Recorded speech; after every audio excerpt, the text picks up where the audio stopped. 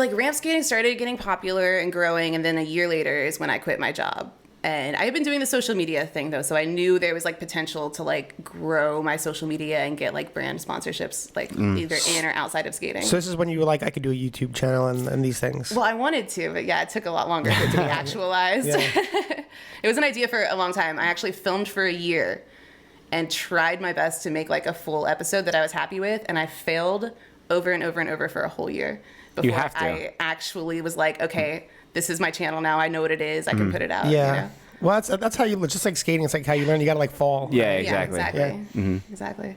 But, oh, it was so much fun. Yeah, so that's how it got started. And then it worked. But so that was the goal. You're like, I'm going to do it through like social media, building my brand. Like that. You're like, that was the path. I didn't know yet. When I quit, I mean, I knew there was potential there. I knew I could teach lessons. And that's the thing. I just knew there was this huge demand for something. And like, nobody knew what really. And then I started teaching these classes because people were just like reaching out to me, and everybody's like so inspired by it. So I was just teaching as many people as possible.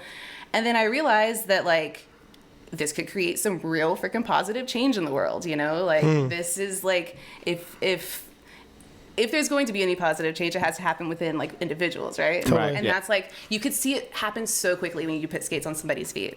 So like, smile on their face like right away. Their eyes just like light up, and it's like suddenly they see the world in a whole different way. Totally. And like that feeling was like what I was chasing. I was like, so many people need to feel this. I wanted everybody to feel this. And then I realized the best way to do that is with the internet, because hello.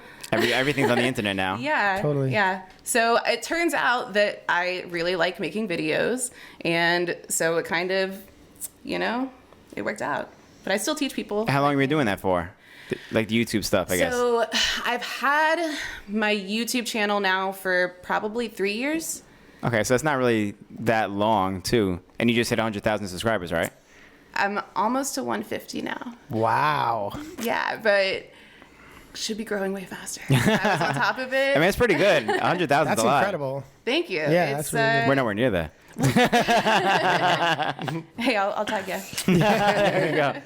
But yeah, I mean, I just started making the most basic tutorials. People had the simplest questions, like, how do I stand up on my roller skates? And so I just realized, like, when I was searching these things, when I was trying to find resources for myself, there was no information. So, and then I was looking at these keywords and the results they were pulling up, and I was like, 23 million searches and no results.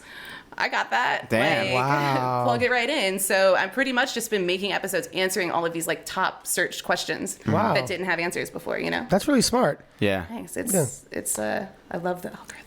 That's really, because I remember like we back in the day, like the VHS time where we used to watch videos, there was a video called Some Free Advice and Some Free Advice too, and it was basically they had pros and they did tutorials on how to do like something from like something the very basic to like something, you know, very complicated. And I mean we've had that conversation a few times where like just having a how to for people. I used to want that so bad back in the day. To make them feel like, oh, like people who have like, you know, you're not talking to the audience that's there, you're talking to the audience that could be there, Right. And you're like, hey, so yeah, Converting that's skaters. awesome. And that's cool that you like able to see like, oh, 23 million searches. So the interest was there. That's what made your channel blow up, was like the tutorials?